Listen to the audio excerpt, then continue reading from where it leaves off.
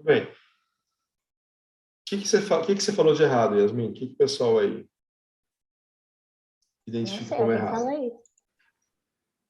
Eu também não sei, né, Yasmin? Também Hemofilia não é sei. ligada ao sexo? É ligada ao sexo, é ligada ao X. O gene do fator 8 e do fator 9 estão no X. Hemofilia C é exceção. Hemofilia C é dos judeus Askenazi. Ele não é ligado ao X, tá? A gente vai ter hemofilia hereditária, beleza, tranquilo, né? Então, uma mãe que tem um X defeituoso vai ter um filho homem. Esse X defeituoso desceu para o filho, o Y veio do pai, acabou dando deficiência naquele indivíduo, que ele tem só um X. A mulher, para ser hemofílica, como é que tem que ser? É possível mulher hemofílica? É. O Três pai, maneiras.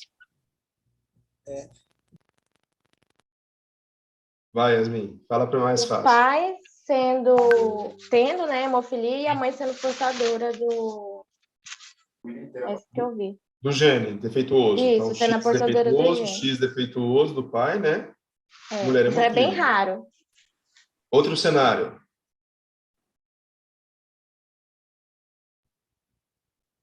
A Isabela tá com cara de nerd. Vamos, Isabela, Esse responde. cenário aí, que a Yasmin falou primeiro, o pai era hemofílico. O pai hemofílico. Vamos, um casal que vai ter uma filha hemofílica. Então, o pai tem que ser hemofílico, a mãe tem que ser portadora.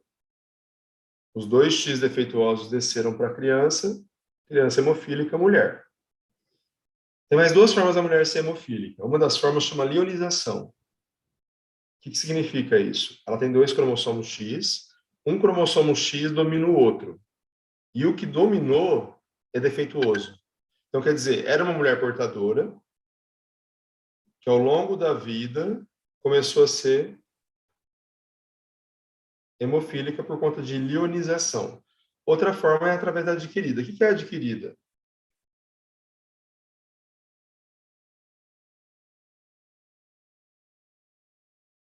Sharon, não adianta você tampar a boca. A gente está vendo que você está comendo. Você está comendo o quê? Um bicho azul? É tipo aquele bichinho do Monstros S.A., peludo? Não pode ver, não. Eu acabei de olhar a minha cola aqui, da adquirida. A adquirida, ela é normalmente por um processo autoimune, né? E daí vai ter um anticorpo que vai lá atacar diretamente. Isso, Yasmin. Então, na verdade, a gente vai ter sempre a possibilidade de ter bloqueios de antígenos, de proteínas. Se a gente pensar em fator, o que é um fator de coagulação? A proteína. Vocês concordam com isso? Uma proteína que tem um papel lá de ativando, grudando com outras coisas, e no final da via vai ser formação de fibrina. Coagulação é isso, pessoal. Você vai ter três fases sempre, né? Uma fase chamada de primária, envolve duas etapas, que é a vasoconstrição e a chegada da plaqueta. Essa plaqueta é ativada, agregada, ela chama outras plaquetas, libera ADP e tal, forma lá um trombo primário. Esse trombo primário ele é instável. Então, se você não tiver na sequência ativação da parte da cascata, que é chamada de coagulação secundária, você não tem um trombo eficaz. Esse trombo ele vai soltar dentro de meia hora, uma hora. Então, você tem que ter o quê? A grande cola da coagulação, que é a fibrina. Então, todas as vias internas, intrínseca e extrínseca, elas vão culminar com a ativação do 10, que vai ativar a fibrinogênio e fibrina. Tudo bem? Vocês concordam que a gente pode ter fatores dessa via que ou funcionam demais. Então, o que é isso? É mutação com ganho de função.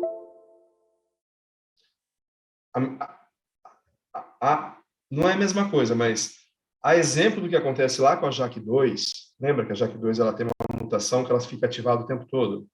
Eu posso ter mutações que levam a uma hiperatividade de algum fator. Por exemplo, uma mutação que deixa o 5 sempre ativo, da trombose. Mutação do fator 5 de Leiden. E eu posso ter situações que levam a deficiências. Se for uma proteína importante para que se forme o trombo, eu não vou ter formação do trombo. Hemofilia é isso. Eu tenho deficiência do fator 8, do fator 9. São fatores importantes para eu ativar a via. Se eu tenho deficiência de uma proteína que serve para segurar a via freada, quer dizer, ela tem um controle negativo em cima de alguns fatores, ela inibe a ativação de alguns fatores, e se esse fator que inibe, que é um fator de controle, ele é negativo, a via fica o quê? Livre. Ela coagula com mais facilidade. Então, por exemplo, eu tenho os anticoagulantes naturais, proteína C, proteína S, antitrombina 3. São todas proteínas que agem segurando a cascata, para não ativar a cascata. Se eu tenho deficiência desses fatores, eu vou ter a via, a cascata liberada. Logo, um status protrombótico. Vocês entendem isso? Deixa eu passar isso em slide para fixar. Mas eu vou ter sempre fatores que ativam coisas e fatores que inibem coisas. Complemento é assim, coagulação é assim também. Tudo bem? Então, hemofilia. O que eu tenho na hemofilia? Eu tenho deficiência de fator 8 e fator 9. Genético, blá, blá, blá, acabou. Né? Hemofilia hereditária. Eu já vou ter o quê? Eu vou ter formação desculpa, hereditária não, adquirida. Eu vou ter formação de um anticorpo que começa a bloquear a função normal de um fator que está lá. Ele não é deficiente naquele fator. Só que o que ele produz é bloqueado. Isso pode acontecer na hemofilia hereditária? Sim, não e por quê? Vai, Jonathan, eu sei que você está com vontade de falar. Ele ligou a câmera, ele vai falar.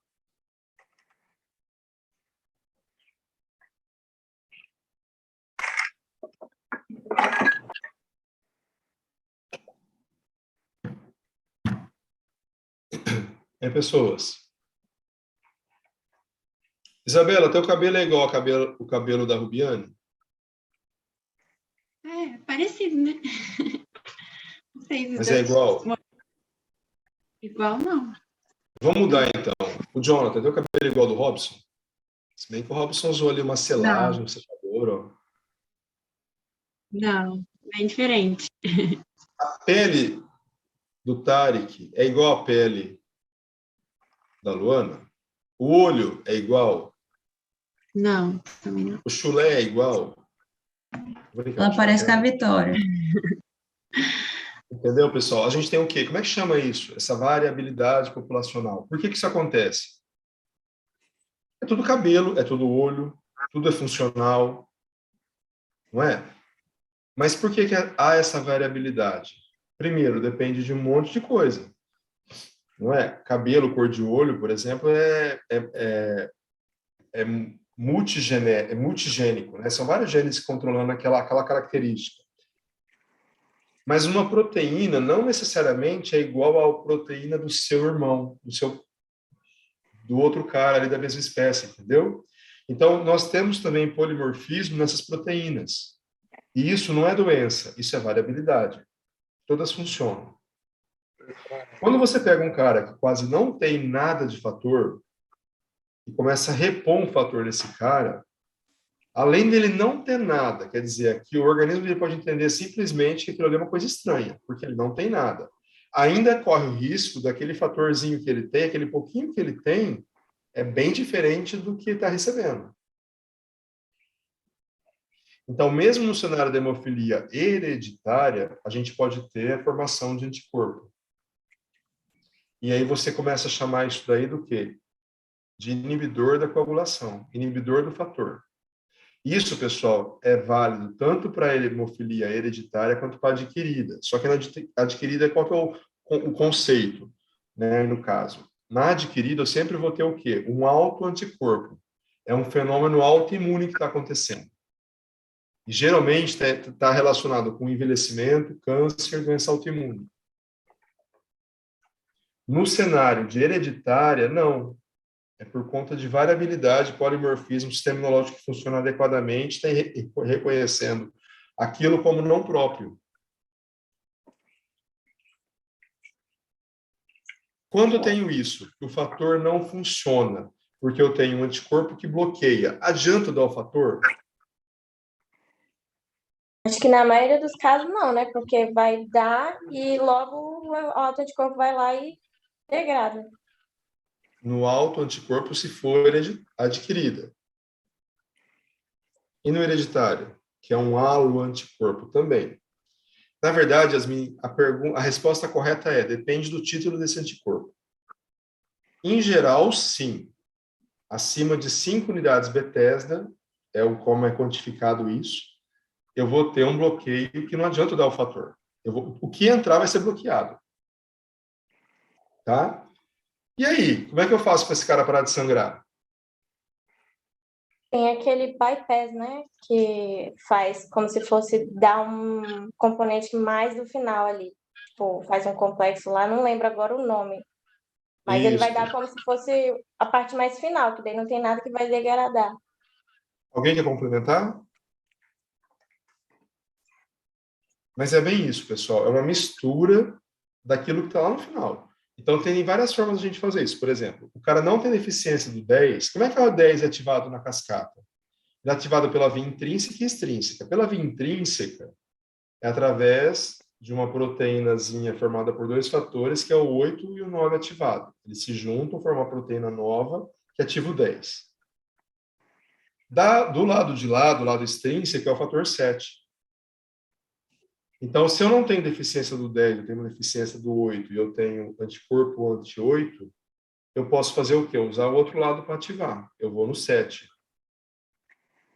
Então, eu tenho aí a possibilidade de usar um 7 recombinante, ou eu dou 10 para ele pronto já, entendeu?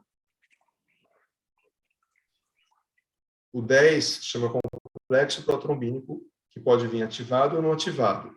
Geralmente ele não vem sozinho, vem uma mistura de 8, 9 e 10. Tá? Mas já vem 10 ativado. Se eu tenho uma hemofilia que eu preciso ativar o fator 10 e eu não tenho o 8 funcionando, eu tenho um anticorpo anti-8, não adianta dar um complexo protrombínico não ativado. Eu tenho que dar alguma coisa ativada para ele. Tá bom? Tudo bem, pessoal?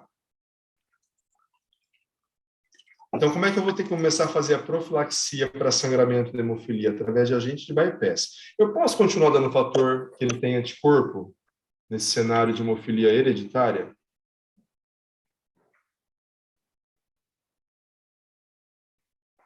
Que nem você falou, depende do título, né? Então, Yasmin, o cara está tomando o fator 8, ele chega lá no ambulatório falando que ele está cheio de rosto de novo.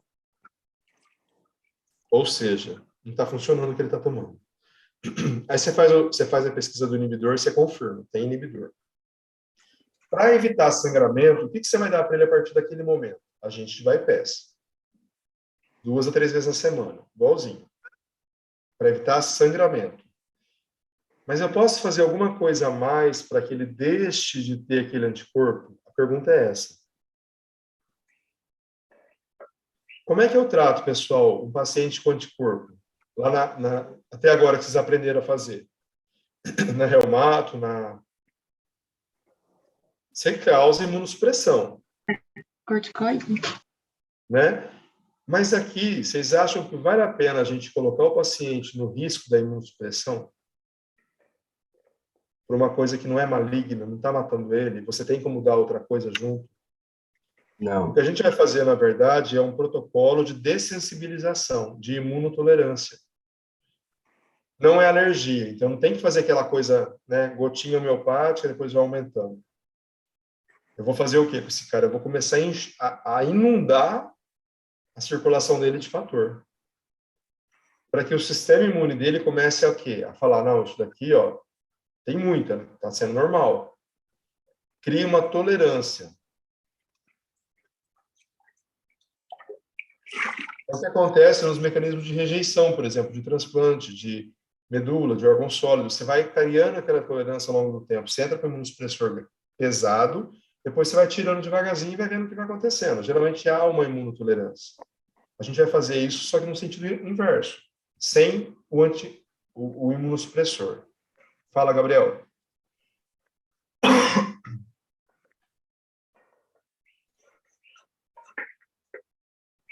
Gabriel desligou o microfone, acho que foi eu. Tudo bem, pessoal? Vamos para o nosso casinho, então.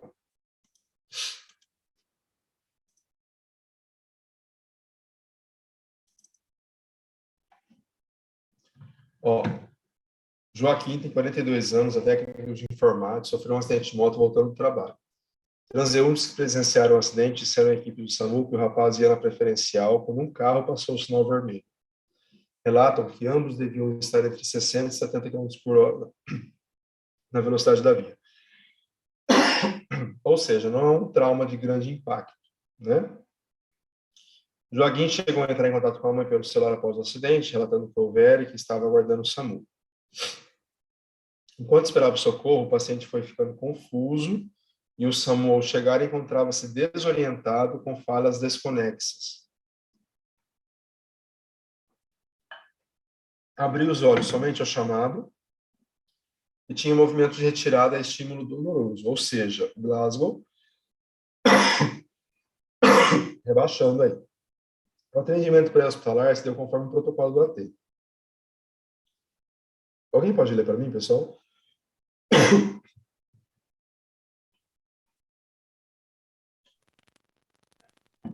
O SAMU rapidamente chegou ao pronto-socorro, onde você fará a admissão dele. Logo a seguir, chega a mãe do paciente, informando que Joaquim é portador de hemofilia grave e recebe infusão FIEBA 3 vezes por semana. Fator... Que número é esse? Eu não sei ler isso. 8. Isso. Fator 8 todos os dias. Havia tomado ambos hoje. Exame físico. PA 12/8, frequência cardíaca 85, saturação 95%.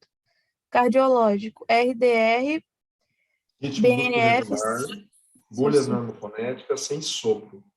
Pulmonar, murmúrio vesicular presente bis, sem ruídos adventícios. Abdômen plano, flácido, indolor. Ruídos hidroaéreos presentes, normativos e sem viscinomegalias. Agora pode ir. Neurológico. Estava com colar cervical, apresentava um corativo em couro cabeludo sobre ferida corto-contusa, extensão em geral em região temporal direita. Estava torporoso, com abertura ocular apenas a estímulos dolorosos, emitindo sons incompreensíveis. Movimentos de retirada apenas em hemicorpo direito, pupílulas aninsocóricas, direita, esquerda, com fotorreação débil à direita. Anisocórica, diferença de tamanho. Direita maior do que a esquerda, mais aberta. A tomografia de crânio mostrou extenso hematoma epidural temporal à direita, com importante efeito de massa e hernização uncal à direita. Diante do resultado da tomografia, você iniciou medidas clínicas para controle da pressão intracraniana e mandou chamar um neurocirurgião. O que aconteceu com esse paciente, Manuela?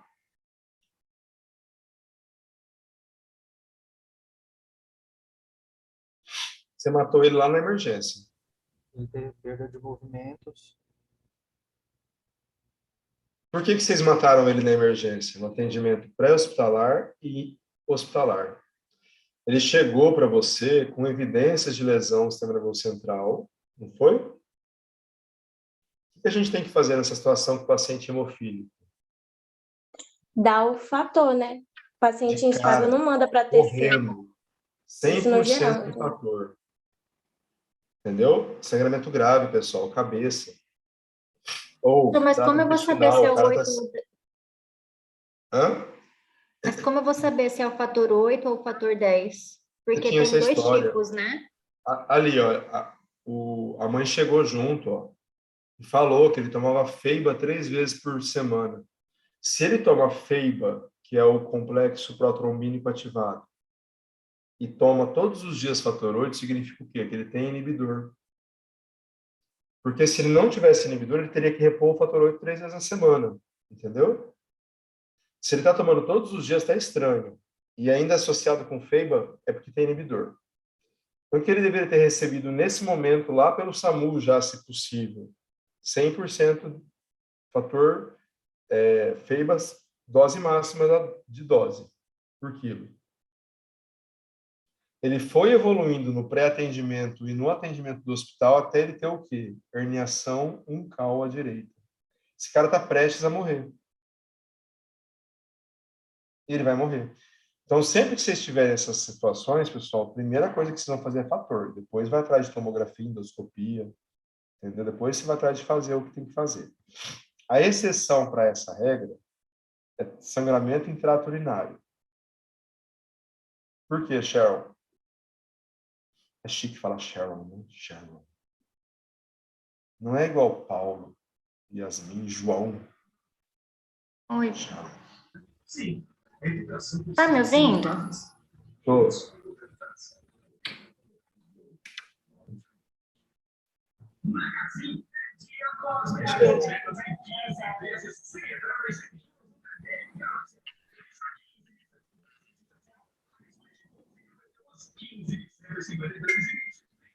Eu acho que ela ignorou, sabia? Mas vocês não estão me ouvindo? Agora ligou. Agora Você a não gente está está respondendo a tranquilo. pergunta? Eu já até esqueci.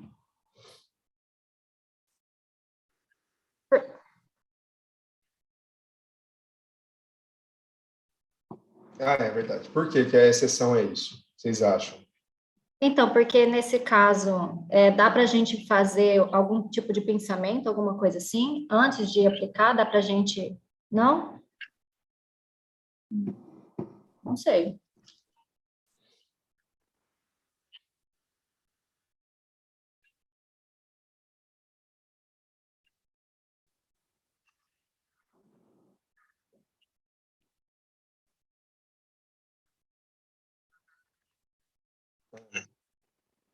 Falou, não disse nada, Jonathan. Tá certo, mas... Ó, vamos pensar, ó. Todo o sistema pielo-calicial. Vamos supor que o sangramento está lá em cima. Você fez fator, vai acontecer o quê? Trombosa toda aquela região que tá sangrando. Entendeu? Então, se você fizer fator um paciente sangrando o rim e ele formar trombo para baixo, você perde esse rim. Você entope o sistema. Então, o que eu vou ter que fazer primeiro? Eu vou ter que lavar essa bexiga, sonda de 3 vias, deixa lavando lá até sair clara essa urina dele, aí sim você faz fator. Porque senão você acaba perdendo o rim, Jonathan. Todo sangramento é importante, né? E se for sangramento ameaçador à vida, tem que entrar rápido com fator. Mas no caso específico do rim, não é sangramento grave, geralmente, a ponto de ser ameaçador à vida. Tudo bem, o cara pode, sei lá, cair a hemoglobina 2 pontos, mas depois você transfunde, você faz ferro pro cara, entendeu? O importante é você preservar o rim do cara. Tá? É a única exceção. Em todas as situações, sangramento de hemofilia grave é igual a transfusão de fator, depois você corre atrás do que está acontecendo. Depois você tomografa, depois você faz endoscopia, depois faz outras coisas.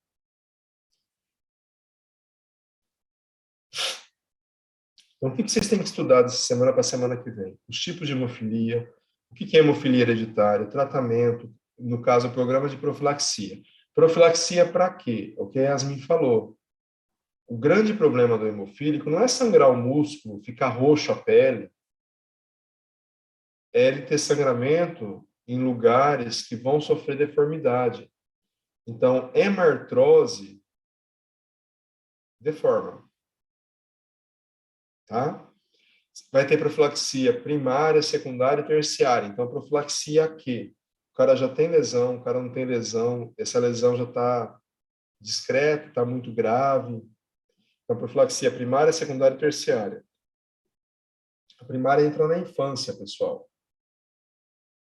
Teve diagnóstico de hemofilia, começa a profilaxia primária, se for grave. O que é FEIBA? Por que usar fator deficiente e FEIBA? Qual o motivo disso? FEIBA, aliás, é um bypass. O que são os fatores de bypass? Né? Quais estão no mercado e quando utilizá-los?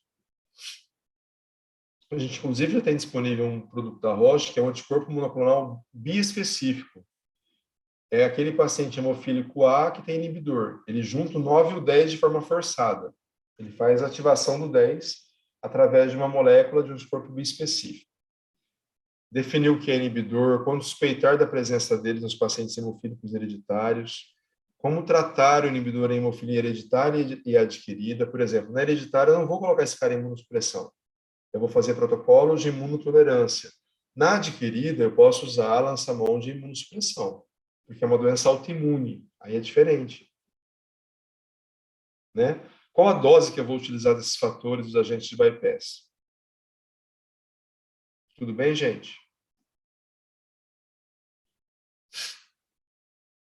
Já comecem a olhar, além da formação do trombo, aquilo que eu vou ter depois para desfazer esse trombo, que é o sistema fibrinolítico. Olha que doido, ó. Ao mesmo tempo que eu quero formar fibrina, eu também vou querer, depois de um tempo, desfazer a fibrina. Caso isso não aconteça, eu vou ter trombose dentro do vaso de forma permanente.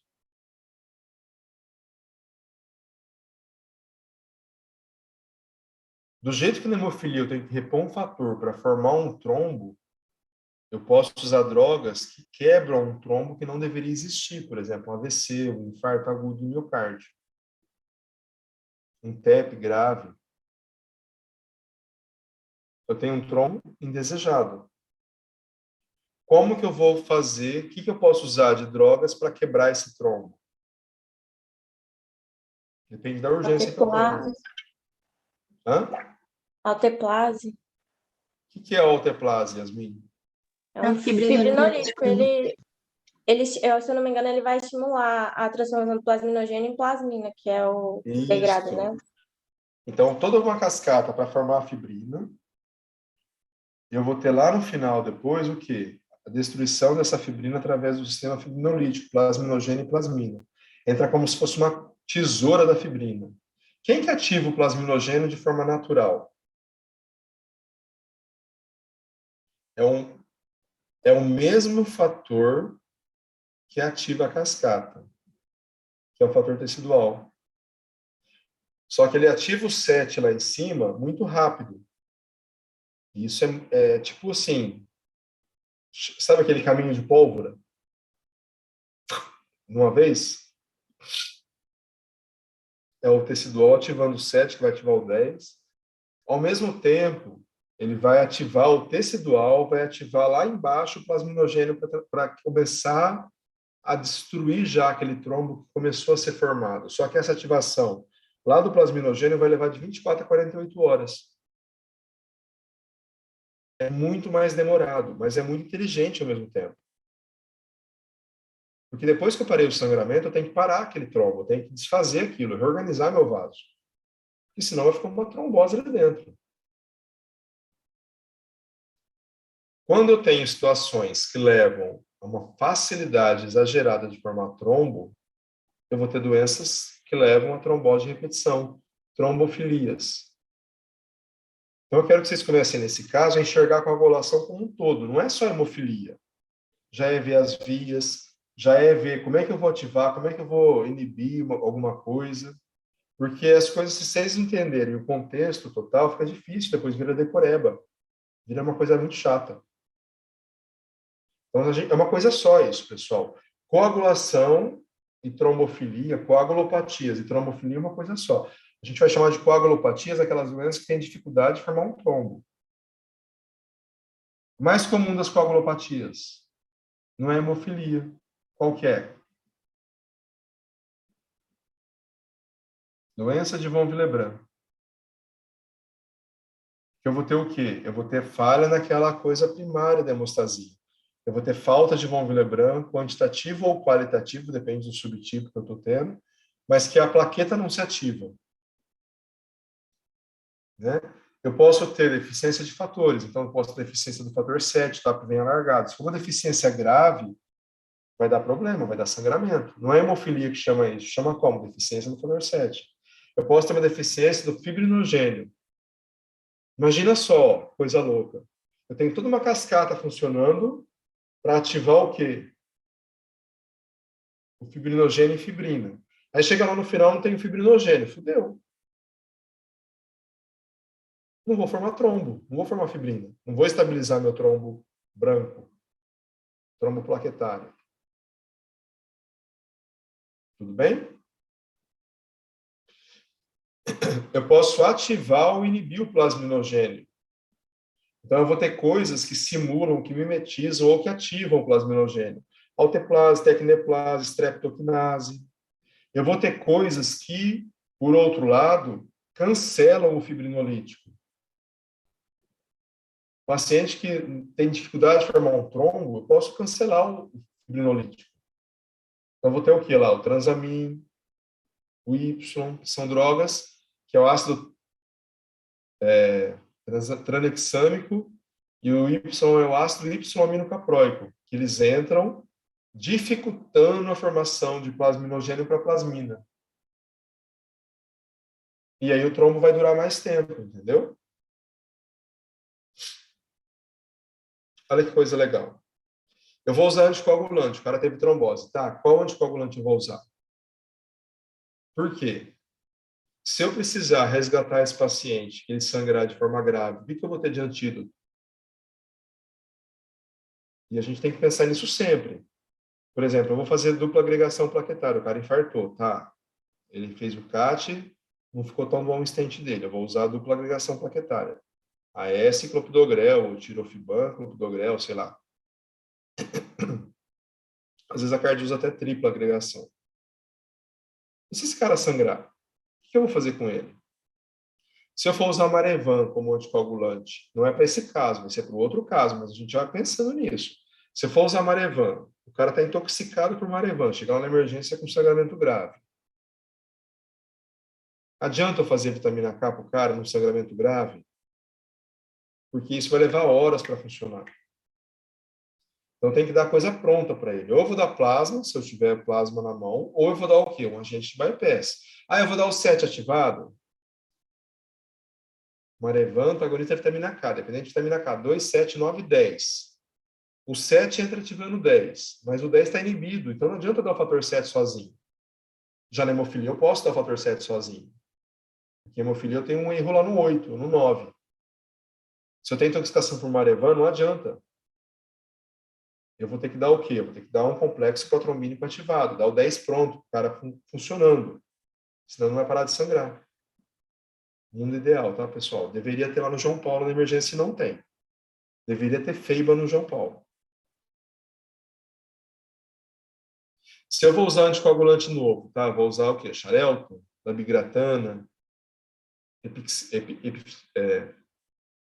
esqueci o nome do outro, Eliquis. Qual que eu tenho antídoto se o cara sangrar? Tem antídoto de todos? Não.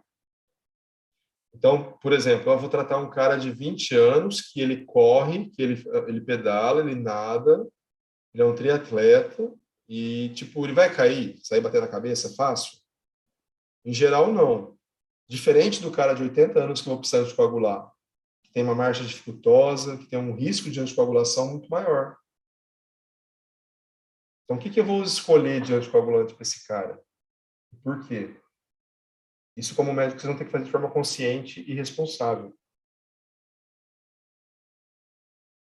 Tudo bem? Tem risco de eu anticoagular o cara? Sempre tem. Tá? Sempre tem risco. Mas se eu não anticoagular em algumas situações, o risco é maior. Uma trombose, ela é sempre um fator só que leva a ela? Não. Eu posso ter um monte de coisa associada. Tanto é que às vezes eu investigo, não acho nada. Mas o cara é obeso, fumava, tem diabetes, hipertensão, teve trombose. Entendeu? Tudo bem, Yasmin?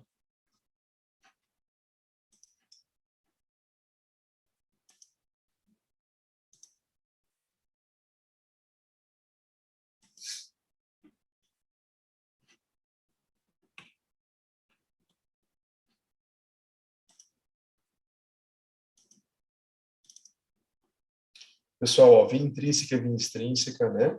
Na via intrínseca eu tenho um monte de fator, na via extrínseca eu tenho fator 7.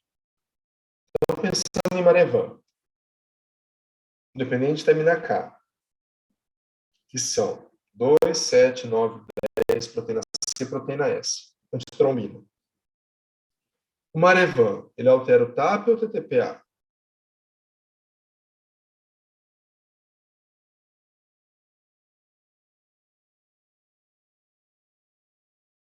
Respondam.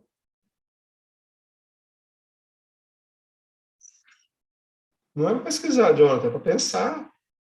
Ó, o TAP está do lado de cá, do fator 7. O TPA está do lado de cá.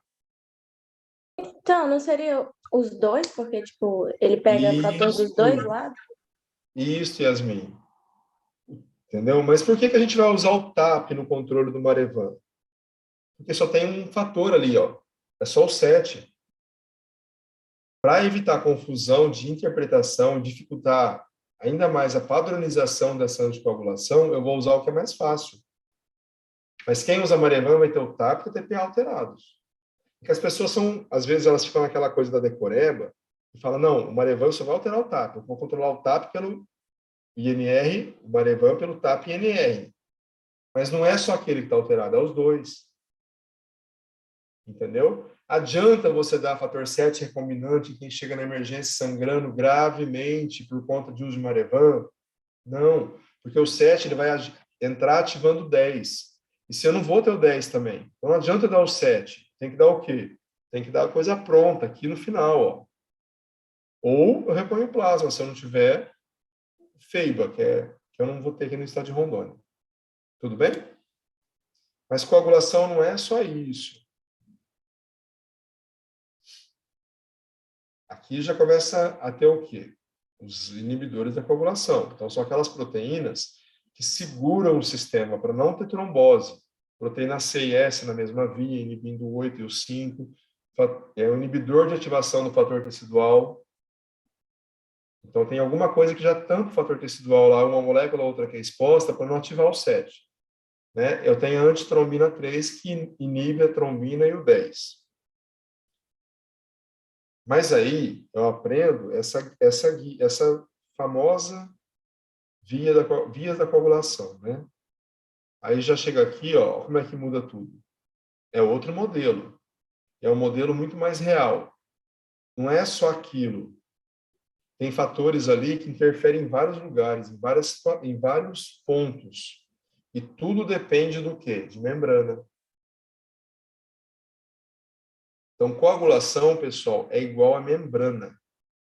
Se você tiver doenças que levam a lesão de membrana, você vai ter aumento de chance de trombose. Hipertensão, diabetes, tabagismo, obesidade. Paciente com HPN, CHUA, que leva muito complemento na membrana, trombose. Vocês estão ouvindo o som, será? Está saindo o som? Tá sim, professor. Tá baixinho. Aumenta o volume de vocês. Entendeu?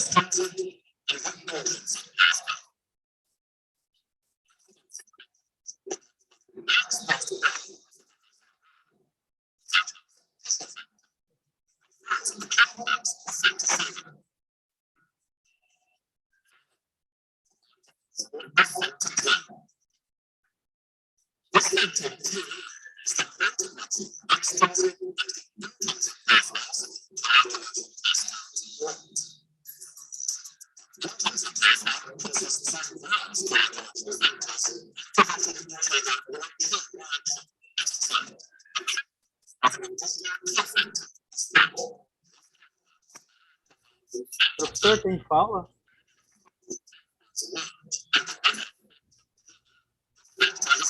Oi? Ele tá travando tudo pra gente aqui. Não está saindo som? Entendi. Não, o som tá bem falhado. Tá Tá chiado. travando Bem falhado. tudo. Mas o vídeo tá Não dá rodando. para entender nada que ele fala. Meninos.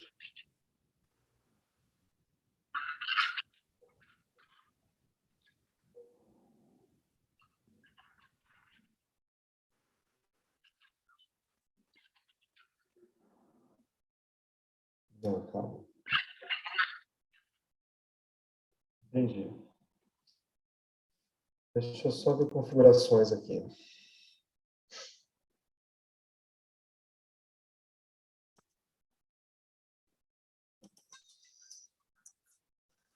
Melhorou? Não. Não tô vendo nada.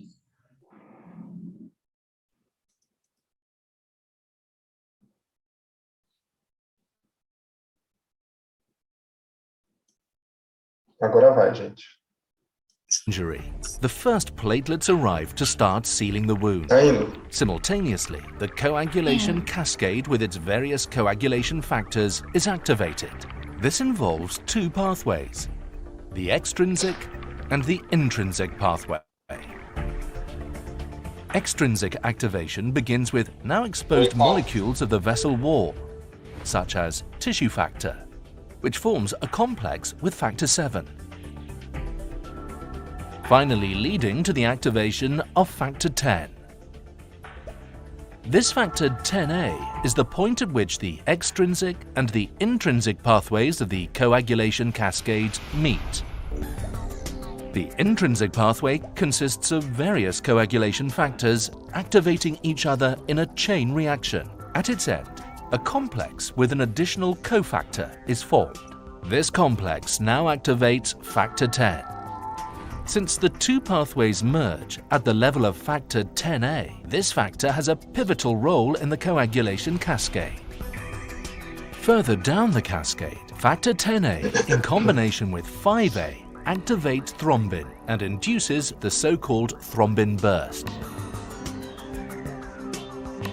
One molecule of factor 10A can catalyze the formation of 1,000 molecules of thrombin. These large amounts of thrombin cause the further activation of platelets and the enhanced formation of fibrin. Fibrin then forms strands, making up the mesh that stabilizes the platelet plug in an arterial clot and holds together the red blood cells in a venous clot. It can be concluded that the central role of factor 10A in the coagulation cascade makes it a viable target for therapeutic intervention in pathologically altered blood coagulation. So easy. Tudo bem, pessoal? Na verdade, é um esqueminha simples da coagulação, né? Daquilo que a gente já falou. Só em inglês, que é difícil achar vídeo em português. Normally, the flow of blood through blood vessels is unimpeded. Red cells, white cells, and platelets pass over the unbroken lining of endothelial cells. Its smoothness discourages their adhesion. But there exists, within this supporting framework of proteins and mucopolysaccharides, an emergency mechanism capable of reducing blood loss by promoting coagulation. This is the extracellular matrix, or ECM. The first reaction to an injury involving the epithelium comes from the damaged epithelial cells themselves. They release endothelin, a polypeptide which causes smooth muscle in the wall of the artery to contract, as do nerve impulses arriving in response to the injury. As a result, less blood is lost because the vessel is narrowed at the site of injury. The exposed ECM releases von Willebrand factor. This attracts platelets to the damaged area and promotes adhesion between these platelets. It forms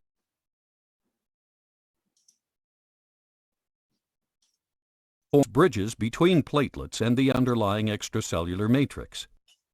Von Willebrand factor is also found on the surface of epithelial cells and in platelets as alpha granules.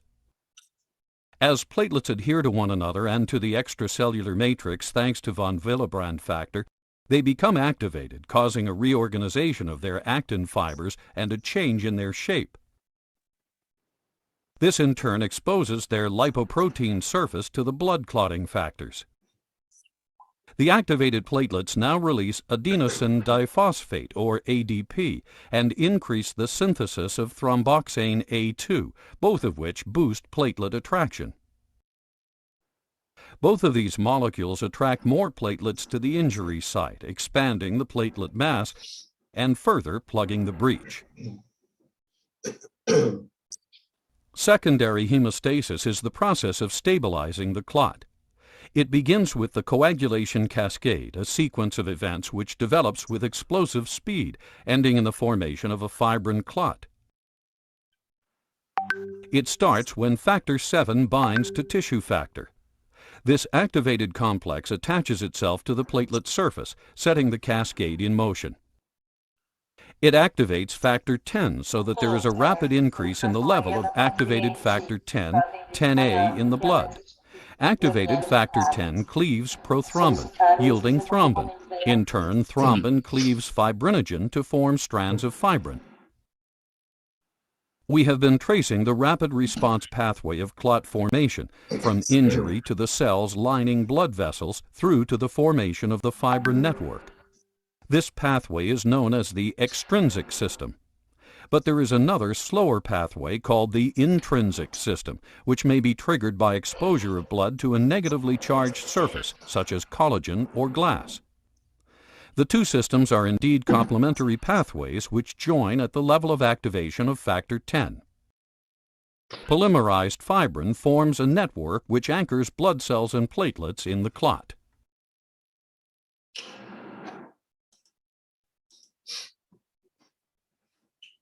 Só um minutinho, pessoal. Eu mandei para vocês os manuais de coagulação na sala de aula de vocês. E aí eu quero que vocês deem uma lida, tanto de hemofilia, das coagulopatias raras, né? Se o TAP está alterado, se o TPA está alterado, o que é importante na questão do von Willebrand. E aí, semana que vem, a gente fecha, então. Coagulação. Coagulopatias, tá bom? Foi rápido, tá vendo? Maria Luísa já pode ir embora. Ela até foi, eu acho. Uai, prof, não ia ser revisão? A prova? É. Prova semana que vem? Não, é na outra. Revisão da prova? Dia 7. Socorro. Pode ser, então. A gente fecha depois da prova, nesse caso. Mas aí vai Hemofilia cair. não vai cair, então. Ah, não teria como. Ficaria para a próxima prova. Aí ficaria hemofilia, trombofilias, linfomas. O que mais? E uma miscelânea, né? A gente vai ter um curso mais tranquilo com vocês, graças a Deus.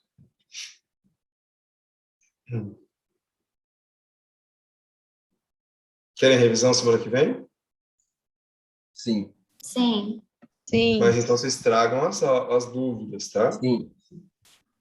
Estudem e tragam as dúvidas. Otherwise... Então tá bom, semana que vem eu tava bom da gripe já, a gente faz a presencial. Beleza, meninos? Beleza, prof. Valeu. Mas a gente pode fazer, eu acho, que alguma coisa... O que vocês acham? É muita coisa, é muito tempo para ficar só fazendo revisão, gente, para tirar dúvida. Não dá para fechar esse caso e fazer... Não sei. Não, chega de muita coisa na nossa cabeça, pelo amor de Deus. Tarek, a questão, cara, é a tua cabeça, entendeu? Tem que aguentar, cara. Tô brincando. Eu sei que é pesado, é mato. Cheryl, tá se encontrando mais um pouquinho? Tá lendo lá? Sim, eu tô agora pelos slides e tudo, tá melhorando, tá fazendo mais sentido, porque antes realmente estava tudo muito confuso, era muito conteúdo, muita coisa, e eu estava confundindo o que era de um, o que era referente ao outro, agora tá mais organizado, agora tá melhor. Obrigada, professor.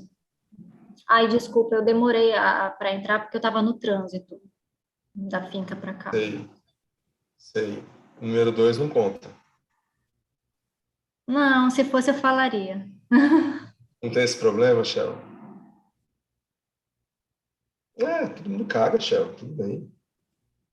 Certeza, fisiológica. Tranquilo. A Manuela tá soltando um pum ali, ó. Vocês viram a cara dela agora? Vai pra cima, assim, aliviado. Fala que não, Manuela. Ah, foi alguma outra coisa que aconteceu debaixo desse edredom. É safada. É Eita, besta, né? Manuela. Saudade, seu lindo. Ó, safada aí. Acho que é contigo, Tarek. Não, é contigo mesmo, professor. Olha! Manuela liberal assim? Você não O que tá fazendo lembra? na casa da Manuela, cara? Oi? O que você tá fazendo na casa da Manuela? Eu namoro com ela. Mas o que eu tô fazendo aqui, né? Não muda nada, né? Cabra. Você devia estar estudando, cara. O internado dele tá muito de boa. Tá de férias. Não é final do ano agora que você vai fazer prova de residência? Então, cara, o que você tá fazendo aí? Ah, se for, a minha vida não é só isso, não, moço. Deveria. O que você vai prestar? Vou prestar para o FJF, pro Mas o Miguel quê? Couto, para ortopedia. Ah, Você falou, não já, precisa mesmo, não. Na verdade, a ortopedia é o contrário, né? O corte é sempre lá no final. Presta, vai bem, fica de fora, os últimos acabam entrando. Entendi. Menos eu poder escolher, né? Eu acho. Vai não. Obrigado. São pesados, cara. Você vai aprender muito, mas são pesados. Então tá bom, meninos. Bom descanso aí, bons estudos. Tchau. Tchau, Juiz, tchau. Manuela, esse cabra não é de Tchau, confiança, prof. tá? Melhoras. Boa noite. Verdade, eu não tchau. confio nele.